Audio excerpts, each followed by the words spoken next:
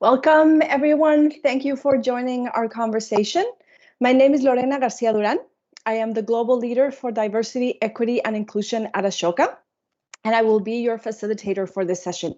We are thrilled to have you join the Ashoka Changemakers Summit 2021, the global yearly milestone to share cutting-edge ideas and connect with like-minded change makers across the world. This year's edition explores the concept of a new togetherness, powered by new technologies, but also by historical legacy of hundreds of community-led movements that already recognized how togetherness can change our world long before COVID hit. Before we start, let me remind you that we will spend 45 minutes together exploring the topic of equity. Now, this is important because without a true commitment to equity, the world we live in will continue to be dominated by a system of hierarchy that oppresses and discriminates the vast majority of people that live on Earth. Members of the Ashoka community following us on Swapcard can share their comments and questions through the chat. We encourage you to do so. You are also invited to stay online after the panel for a facilitated connecting session where you will have the opportunity to connect with others who are also passionate about equity and continue reflecting together and also sharing your insights and personal experience. Should you have any questions for our speakers, please write them down in the chat, and my colleague Daphne Nascimento will collect them and share them with me towards the end of the session. I promise I will try to get it there, at least one or two in there. And now let me introduce the outstanding speakers we will have to help us navigate this topic. I'm going to start with Mickey Woodard. Mickey, good morning. Mickey is the head of Good Robot at Bat Robot Productions and the senior advisor of the Katie McGrath and J.J. Abrams Family Foundation.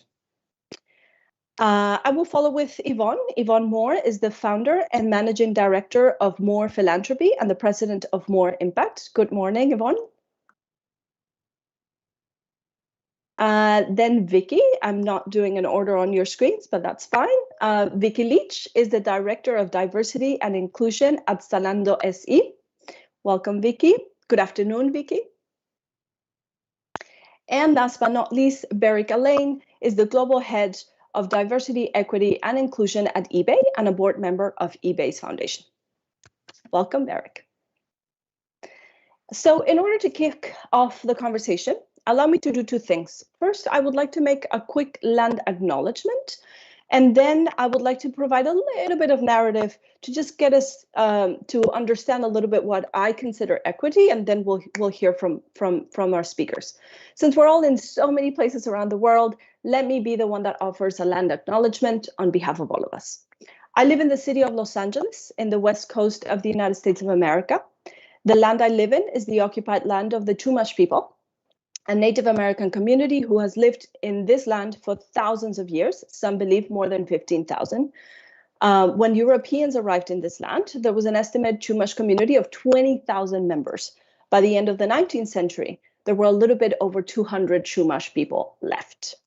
After many successful efforts, today the Chumash population is considered to be around 5,000 members. That is good news. However, the effects of colonization still show up in very high levels of poverty, lack of land ownership, access to affordable and healthy food, access to education, and overall access to equitable policies and structures.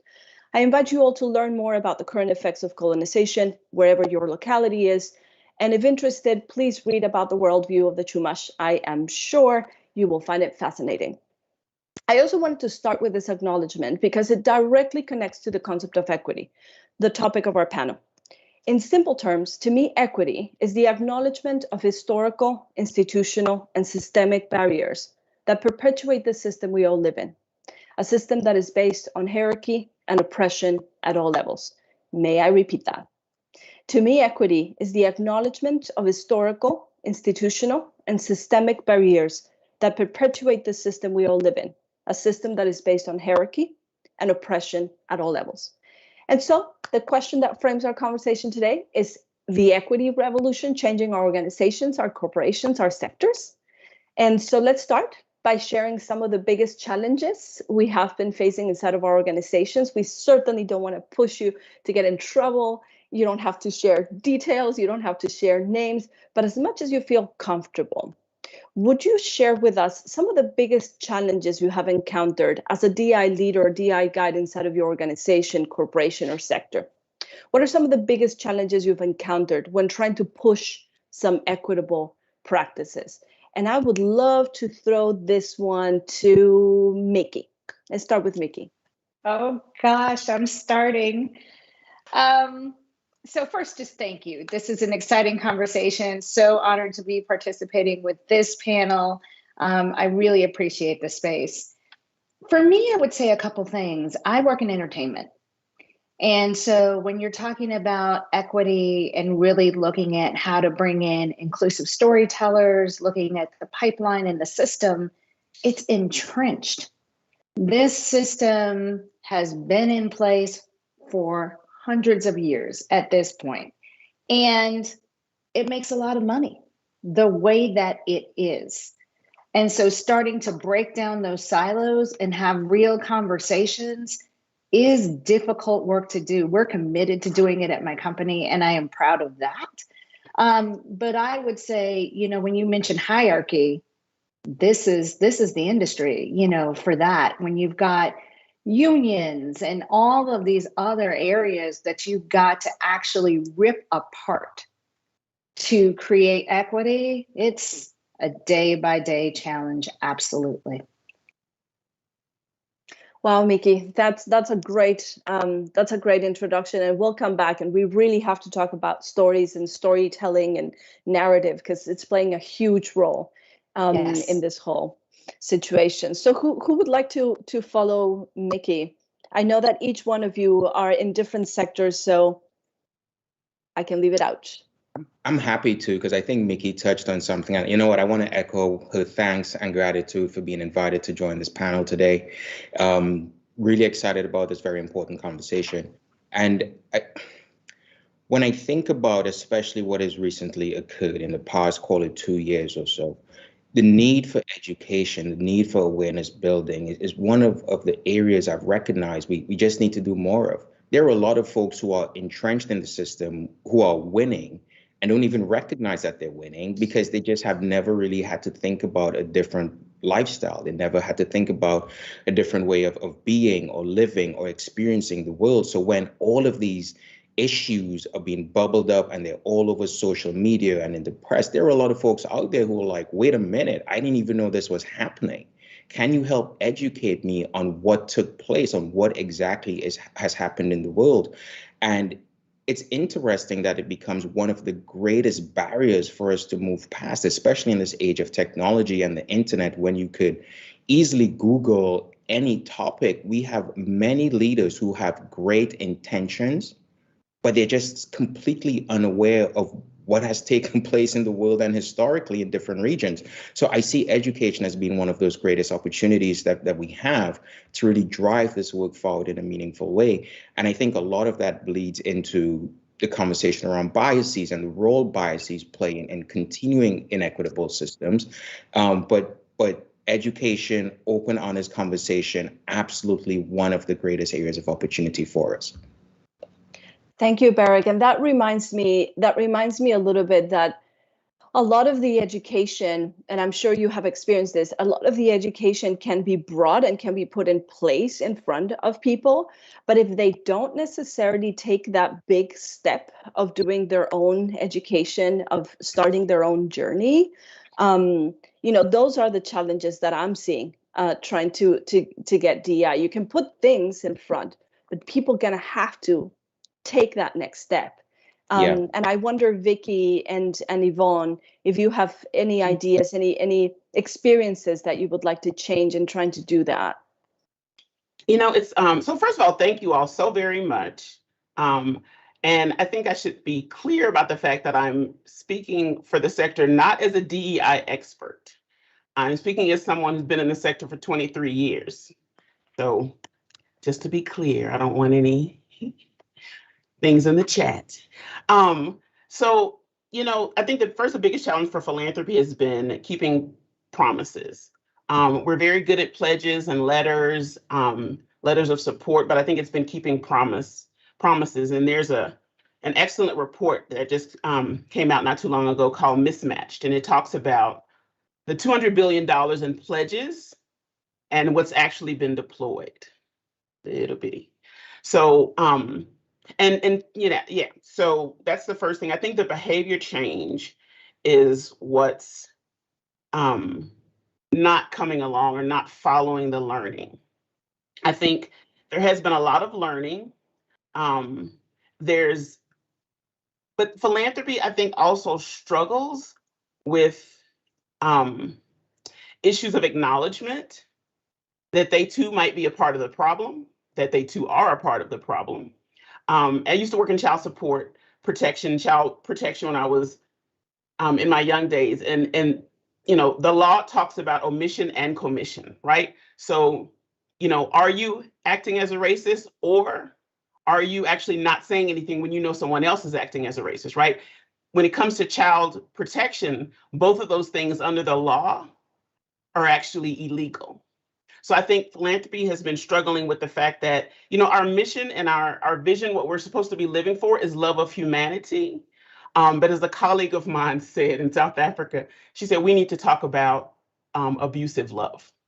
So it's been the behavior change that I think has been the most challenging part.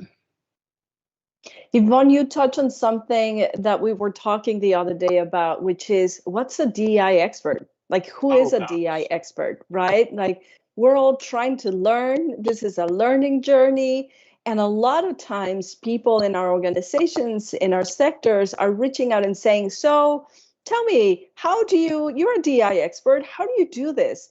It's such an annoying, and yet not just annoying, it just shows how much people are not understanding what this is all about. I just wanted to bring that out. And I know that we have all hard feelings about that. But Vicky, I wanted to give you an opportunity to share your thoughts. Yeah, thank you. And I'm nodding furiously to what you're saying, what makes a D&I expert. But first, thanks for inviting me, and hi, everyone. I really share the views around education and empowering and upskilling and equipping those people who are in decision-making roles, because that is where they need to realize that actually not all employees start from the same starting point. And they only will know that through understanding what those starting points are for a variety of different things. So, I just want to touch on the D&I expert piece as well. I remember last year with BLM, I've been doing D&I, leading the topic for organizations for nearly 20 years. And last year at BLM, the first thing I did was to go and get myself a mentor from the Black community, regardless of my experience. Because that really plays into where can you start to say you're an expert. Thank you, Vicky. Thank you. Anyone that wants to follow up, or do I start asking different questions? I'm just going to touch on that point very quickly of there being DE&I experts. That there is nothing like that. I think there are folks who understand how to drive organizational change and how to embed best practices, which is great. But in terms of DE&I experts being somehow an all-knowing individual about every single culture across the globe is just humanly impossible. And one thing I personally love about this topic and this line of work is that opportunity to keep growing and learning about different groups of people, learning from their lived experiences and really getting proximate to what exactly they've gone through and thinking through, well, how do we provide solutions, whether from federal side or even from private corporation, which is on the side that I sit on. So, when it comes to there being a DE&I all-knowing expert, I'm sorry, I don't think it quite exists. Absolutely. Yvonne. So I can't not address this because as a Black woman, especially living in America, and Vicky, I totally understand what you're saying, but one of the things that's actually been a little bit frustrating and actually a little bit exhausting is, having to be mentors and teachers to folks. And so how do we actually learn in a way that doesn't exhaust our colleagues? How do you actually level up, if you will, your own knowledge and learning? And Vicki, you said you've been doing this, but you chose to continue to learn. So I'm guessing that you're in the latter category, that you're also upping your own learning as you're trying to talk to community. But yeah, to just be careful that you don't use and deplete your colleagues, your talents, your friends, because this is work that folks have been doing before what folks love to call the moment. I always put it in quotations, right? Because this work has been going on. So just to be very careful about leveling up your own learning and seeking advice or wisdom, to Beric's point, about from folks who are actually trying to do this on a regular basis. But yeah. I would jump in too and just say I completely understand and co-sign that sentiment. It is very, very true. But I would also say there is no expert. There is absolutely no way to understand and be able to foreshadow all of the different things that we're dealing with on a daily basis across cultures and communities. But one of the things that we tried in the before times when you could travel is we did learning journeys together. And so at my company, we would announce twice a year, we're going to go study X. We started with a civil rights tour in Alabama, and anybody in the organization that wanted to come could put their name in a hat, and we put a team together and we went. And before we ever went, we spent 3 to 4 months learning, talking. Everybody comes to history from a different reference point. So what's yours?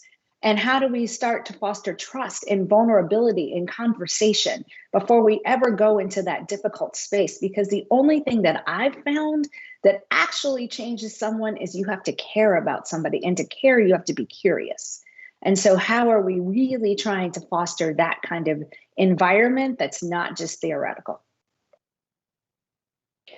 Miki, you are kicking us off into the next question, because I don't know, I'm sure that, like me, you all have great moments like the one that you just experienced, and efforts you feel proud of, moments that your organization or corporation or community transform some of the biggest challenges that we talked about into opportunities. So would you feel comfortable in sharing a little bit of those, and more importantly, like how is that journey? How is that transition from understanding we have a very big challenge over here, we're going to make this a great opportunity? I think, Miki, you kicked us off with a great example. Anybody wants to follow? How about you, Beric? Okay. So not to sound repetitive, but I am a big believer in having open, honest, safe conversations in a respectful way. One of the programs we had, similarly to what was shared previously when the world was open, was an opportunity to design the session at eBay, where we brought in over 25 members from historically misunderstood or misrepresented communities. And we did this in partnership with an international organization, the Human Library, very interesting organization. So you should look them up if you haven't heard of them. But what they were able to do was to curate these individuals who have their life stories to tell, and they reference them as or make them akin to books. And then what you have would be readers who come into a reading hall and who sit and have intimate conversations with these individuals to get very proximate to them as human beings, but also to the community and to whatever area they might represent. So, for example, we had folks came in who, and this was back in the very polarizing political times. Well, arguably they still continue, but we had folks who came in and they were on the far right and on the far left. You had individuals who came in who identified as a Black Muslim woman. You had folks who came in who were homeless, who were drug addicts, who modified their bodies. And you were able to sit with 4 other people and have this very deep human conversation and get to learn a bit more about these individuals. And the reason why I find this especially powerful is it helps build empathy, which is a key requirement for us really driving this long-term behavioral shift that I think a lot of us are talking about as an undercurrent. So leaning on honest, real conversation, that is something that I'm extremely proud of. And we found ways to continue this even in the hybrid remote world we've been in the past 2 years. And I imagine this is going to continue to be an area that we invest in over time, because there's no better way for you to understand what is happening with someone else other than being in front of them and having that very deep conversation. Eric, you touch on something that to Ashoka is precious, which is the concept of empathy. We sometimes talk about radical empathy. I've had multiple opportunities to practice radical empathy when I'm encountering, situations where, like we were talking about, like, you're the DI expert, why don't you answer that kind of question? And having that radical empathy towards the people that are not necessarily in the same place of that journey, right? And how can we help colleagues understand that radical empathy is going to be requested from them, to not only with others, but primarily with themselves, that what they are going to experience hopefully will make them very uncomfortable, hopefully will challenge them, and they will have to address it with radical empathy towards their own persona. Vicky, do you have any examples, any experiences that we can learn from? Yeah, sure. Throughout sort of the past years, by putting on some programs that really call out inclusive behavior, inclusive leadership, how are you leading inclusively? How are you behaving inclusively? And actually the bottom line of that is, how does your behavior impact others? And then you can start to drill down to some of these topics such as empathy, respect, kindness. Curiosity has been talked about here. When you get to that and you start to look at somebody as a human being through an intersectionality lens, I really do think that you can move into more of these safe spaces, because again, it comes back to this education piece. How do I lead inclusively? How do I behave inclusively? How do I know that how my behavior impacts others? And that's been quite powerful for us. It's crazy how, Yvonne, and I'm sure you know a lot about this. It's crazy how much the journey is personal, and then it's also based on community, and then and you have to learn about it, and then you have to help others accompany you in that journey. And more importantly, all of this sounds to me, as I'm listening to you, as basics. Like, why did we have to wait for the moment, as you were saying, for, to start talking about these things? It sounds like basic human relationships to organize ourselves as a better society. It's funny. I was thinking about what are the efforts, and to be clear, so more philanthropy, more impact are one of the few Black female founded led, philanthropic advisory firms and fiscal sponsors who actually hold donor advised funds. So we're holding assets for folks. But we're constantly trying to live our values. And I say constantly because, first of all, we're operating in a space, an ecosystem that was not set up for us to be successful, right? It was kind of set up for us to fail.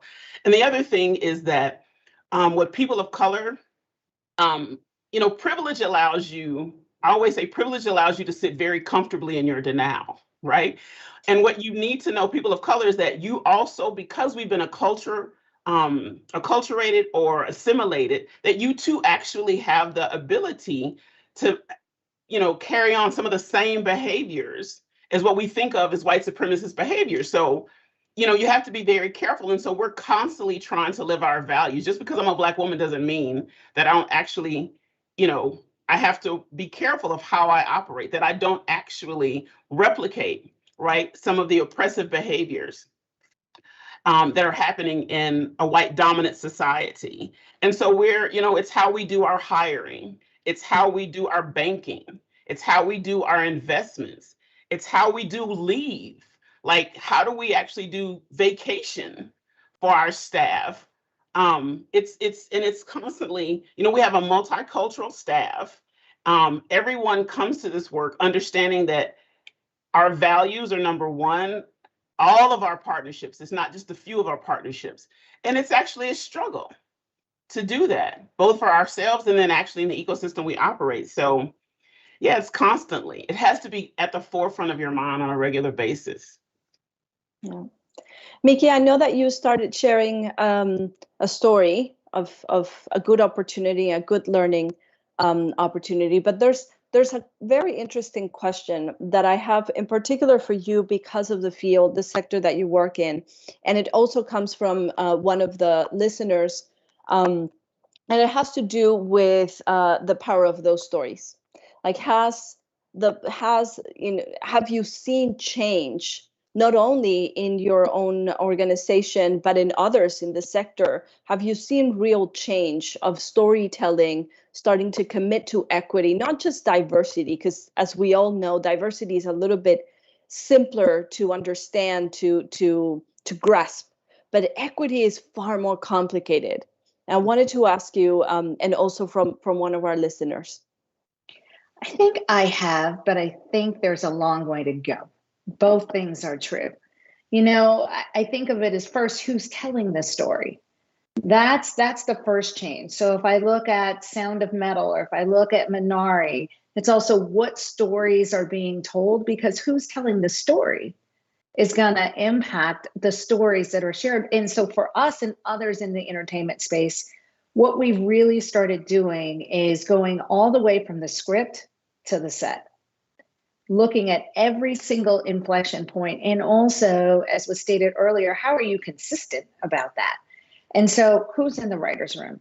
Who are your showrunners? Who's running the crew? And when you're talking about a crew, you're talking about 300 people on a film. Who's at the bottom, but also who's at the top? What is all the technology that you need to actually track that information? Those conversations are absolutely starting, but there's so much more. With every single one of those conversations, you're also discovering an impediment. And so how are we breaking those down? And the other thing is, when you're bringing people into these spaces, how are you preparing the space? Because once they get in that room, how are you setting them up to be successful? If you are in a writer's room and you are now the addition, the only, add the qualifier here, how are you actually going to be able to bring your authentic self to a space that hopefully is safe enough for you to share the perspective that the world needs? That's the work.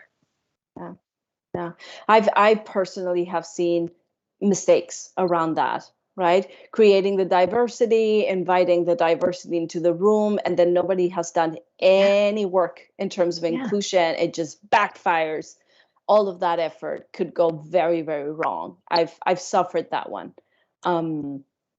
Okay, so let me move us a little bit. There's a couple of very interesting questions for the audience, but I'm going to leave them to a little bit later, because I want to talk about some of our learnings. I really want the people in the audience to take some, have some takeaways in terms of, the best moments of learnings, the best moments of realization. Vicky, you touched on a very interesting component, which is, and one of my mentors told me when I was starting this, he said, you cannot do DEI work without really figuring out what's the problem and really understanding the problems. And he mentioned it almost as his blood. You cannot give blood to a patient if you don't know the blood type. And the very difficult effort to do that analysis of where is everyone in that journey inside of your organization. To me, that has been probably the biggest learnings that I've had. And thankfully, we are about to launch a big data collection around DI inside of the organization. But just the how crucial that was to do, and that is to do any of this work. So I don't know if you want to share a little bit of that experience and just learnings, and learnings that you have for us.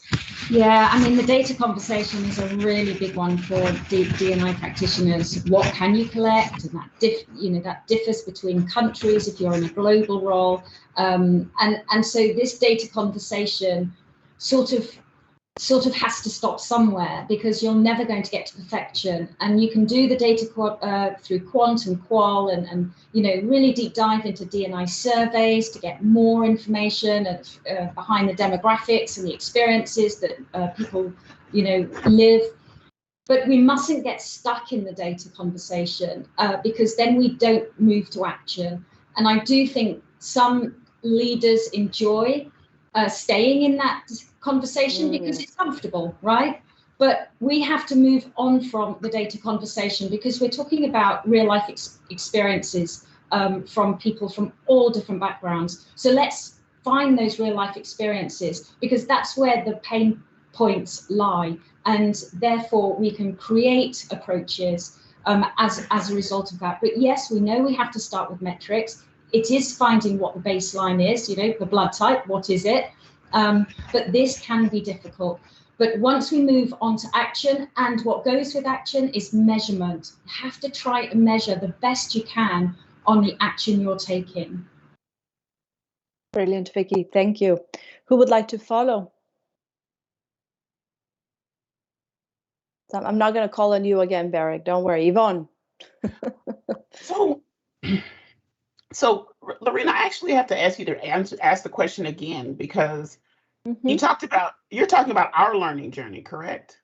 I'm talking about our learning journey and also our organizations or corporations learning. I think for me, it was a personal learning, and it was also a very important learning for the organization I'm part of. Yeah, so I talked a little bit about this a few minutes ago. I think one of the things that I always, when I'm working with other advisors who want to do philanthropic advisory work, one of the first things I tell them is that you really got to work out your own crazy. Now, I mean that obviously with love, but you really do, because, I work primarily with families, and families are complicated, right? Every family has a little bit of crazy to them, and that's fine, right? That's actually normal.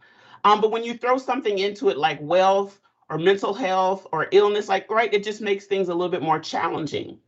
So you really have to be able to tell what's your stuff and what's their stuff, because otherwise you can't actually help them. And so doing your own work means reflecting, right? And actually the reflection never stops, especially in philanthropy. It's right. It's if you do something, you work with a partner in community, you reflect what worked, what didn't work. Are you actually listening?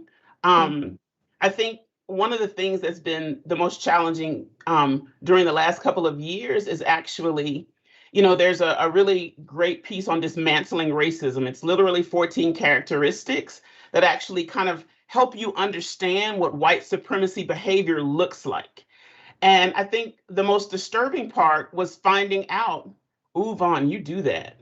Like, you don't actually, you're not as urgent in a good way, because urgency actually can be oppressive, right? You actually, do you really need that report? A colleague of mine had a great quote that a mentor had given her. She's like, don't create a logic model, or don't create don't create a system for something that could happen over a phone call, basically. It's like, do you need a logic model, or do you just need a phone call, right? So kind of thinking about how you approach things and what's going to actually resolve that. So I think those are the two things. I think with the work that we do with corporations, there's no way to bypass. And what you said something earlier, Lorena, about discomfort. And what I want to remind people is that the discomfort doesn't last forever, right? You actually get on the other side of the discomfort, right? And it's actually pretty cool. And so, but what happens is that some corporations or companies want to start in the middle. And this is not work that can be led by the middle. It's actually not fair to your team. It really has to begin at the top. The people at the top have to share the values. If you all have actually thought about your values as a community, as a corporation, as an entity, an organization, a community. So, I mean, those are the things that I think about. And it's challenging, but again, on the other side is some great stuff. It's super valuable. So you just gave us a lot of yes. Okay. Mickey. Yes. What comes to mind? I'm like, wow, that was really hard to follow. I really like what you said about working out your own crazy. I think I was stuck thinking about that, and how I think the past few years have really highlighted and exacerbated that. There is something to working together and then separating. And this is your interaction. You're not seeing each other, which I think can propel things in good ways and ways that are extremely difficult. This work is nuanced. To your point, sometimes a conversation, a quick one, is the easiest way to cut through something that is uncomfortable. But we can't do that right now. And so you're scheduling every conversation. There is no bump into the hallway. There is no, let me go catch X to actually talk this through and get a thought partner. I think those all have made this work much more challenging. The siloed effect of what we do and how we do it, and how we're working through that with people that are also siloed and also experiencing a myriad of challenges, I think has made this time incredibly complicated. And going all the way back to the beginning, why everyone on this call and anyone that even considers themselves a DEI leader is counting the days to the end of the year and really just, need some rest. Oh, we all hear you. Show us on the screen. Thank you. Yes. Beric, we were talking the other day. I don't know if you want to share, but also this pandemic, following from Mickey and talking a little bit about this pandemic and its effects, the going back to the office, right? Mm-hmm. Do you want to share a little bit of your learnings and your reflections about the concept of going back to the office? Like what are some of the learnings there that hopefully some leaders, some heads of organizations and corporations can hear us in terms of the challenge of going back? I think we're still trying to figure it out. But the part that is very important is when we think about equity, when we think about how to drive a sense of inclusion and belonging, it is important for us to think through how our behaviors as leaders might have to evolve. So, it is great when someone is a couple desks down from you and you could give them a high five and you can maybe share something that others who aren't in the room would hear, right? Just maybe because they're just not physically in the room. And I think leaders will have to be a bit more cognizant of ensuring that they're being very inclusive, and they have to be very intentional about ensuring that if there are workers in the office, that they're being given the same opportunities as those who may not physically be in an office place. So I think as hybrid continues to evolve, as return to office continues to evolve, how we change the behaviors that we pursue in service of inclusive leadership will have to evolve as well. We would have to be more intentional, arguably, than we have been in the past, just because we would no longer have that level playing field or that level or standard operating model. Even when I think about folks who are caregivers, whether for children or for parents or for pets in many cases, what do you now do if your office is saying you have to come back to work? Like we should be very thoughtful about not putting our people into those types of situations, but really leading with empathy, leading with understanding and vulnerability to figure out, do we actually need you here? And if we don't, how do we ensure that you continue to have the same access as everyone else to grow your career? So I think it's going to be a space that continues to evolve over time. But one that we should absolutely enter being very thoughtful. Brilliant, Beric. Anybody wants to add? We're good? Vicky? Yes, I just want to pick up on the inclusion piece that Beric talked about. And with this hybrid, biggest discussion at the moment, but equity can drive inclusion, we know that. And it is when company leadership encourages all employees to share their contributions and everyone feels empowered. So that's the safe space conversation we've had. And I say that because it really does speak to this hybrid debate that's going on at the moment. If you're virtual, if you're in the room, what does that do for all different types of people and the style of the leadership that has to step up to now lead in that way? Absolutely. I would also add to that, what does that do within levels of the organization? There's those of us that are a little more advanced in our career and know how to navigate a little bit better than people that are in the beginning of their career, where that access and being in the room and the traditional way that we looked at business, it was advantageous to be together. And so how do we make sure that career growth exists for all kinds of communities that are at the beginning of this work? Absolutely. We're starting to run out of time, and I don't want to let you go before I ask this question, because I think it's very important for our audience. Why should corporations and organizations prioritize DEI? Like, have you seen any concrete metrics that show the return on investment and general positive effect of investing in DEI efforts all across? Is there anything that you can share about this? And I know this is obvious to us, but maybe not to some of the people that are listening to us. I think it just has to be a non-negotiable. I still see companies so large that still don't have some form of, resource to focus on this, and it doesn't have to be just D&I. D&I needs to be integrated in everything we do, through all the learning and development programs, through to talent, how we move, how talent through the organization, up, out, in.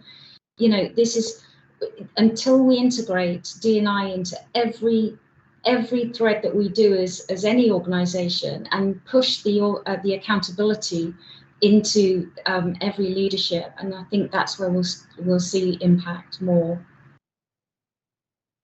Thank you, Vicky. This is actually why I always struggled with being on DEI committees in philanthropy, because I just don't get what other people don't get. And so they're colleagues of mine who do this work way better. And so they continue to serve on those committees, and I help where I can. But, the world looks like this call, right? And I don't understand. First of all, a colleague of mine, and I was like, oh my gosh, that's actually true. In the world in which we live that looks like this call, how have you managed to stay so white? Like, that's actually, he flipped the question. Mm-hmm. And given all the talent in the world, how have you managed to do that? But I mean, the ideas, the solutions, the creativity, the thought partnership, there is power in diversity. Every conversation about diversity, like it's not always a challenge. It's not always uncomfortable. There's so much power in diversity, mental, emotional, again, the creativity piece. So, yeah. I think we were all cheering behind you, but didn't want to interrupt you. Absolutely. Not only equality is assets. That it's a missed opportunity. I agree with Very you. Much. Barrick, Mickey, help us close down. There is so much research from so many different agencies, right? Stating all of why a more diverse workforce, especially leadership team, leads to disproportionately increased profits over those that don't have diverse leadership or diverse populations in their organization. So when folks still ask the business case, honestly, it's a bit of a red flag for me. Mm-hmm. If the question is around the business case of DE&I, that's a little red flag. If the question is, how do we really make this work in our organization? Okay, I could work with that, because it means you understand it. It means you've gotten past what I would consider to be one-on-one, and you really want to make a change. If there are still business leaders who don't get the business case, I'm not quite sure they really want to. And brilliant. the other part I would just bring up about just DEI more holistically is what I loved about what happened in the especially, and this is a love-hate relationship in the past 2 years, we've been able to move past just the demographic representation conversation. So now when you look at organizations that are, in updating investment guidelines to have, 2% of entire cash balance deposited with minority deposit institutions, That's kind of a big deal. When you now have organizations committing tens of millions of dollars into, women-owned, Black-owned investment banks such as Seawood Williams Shanks, so they could help get capital into underrepresented communities and into the hands of underrepresented entrepreneurs, that's a big deal. So as we think about DE&I, I just wanted to put it out there that I've loved how we have accelerated past just demographics, because there are a lot of other areas where we could do well in the communities that we serve. 100%. Mickey? I wholeheartedly agree. I really do. I think that's so important. And I actually, at the end, want to take us all the way back to the beginning. When you did that land acknowledgement and you went into the story of the people who lived on that land. I work in entertainment. It is storytelling. There is nothing more important than bringing in storytellers that are going to tell stories from cultures and communities across the world. And if they do that well, this could change. Yes, it could. Yes, it could, Mickey. I want to thank you all. Thank you so, so much. The time went so fast. I have at least a billion questions. I'm sure you had more questions to ask each other. Thank you so much for joining us, Mickey, Barrick, Yvonne, Vicky. What a wonderful conversation. Thank you so much for our audience, for listening, for sharing your thoughts, for sharing your questions. I'm very sorry if we didn't get to your questions, but we really invite you to stay for a little while. Stay at that facilitated connecting session so we can open up the mics, hear from all of you, connect and continue this conversation about equity. Thank you again so, so much. And I'll leave you with a phrase from one of my favorite authors. Not everything that we face can be changed, but nothing can be changed unless it is faced. James Baldwin, we remember you. Thank you so much.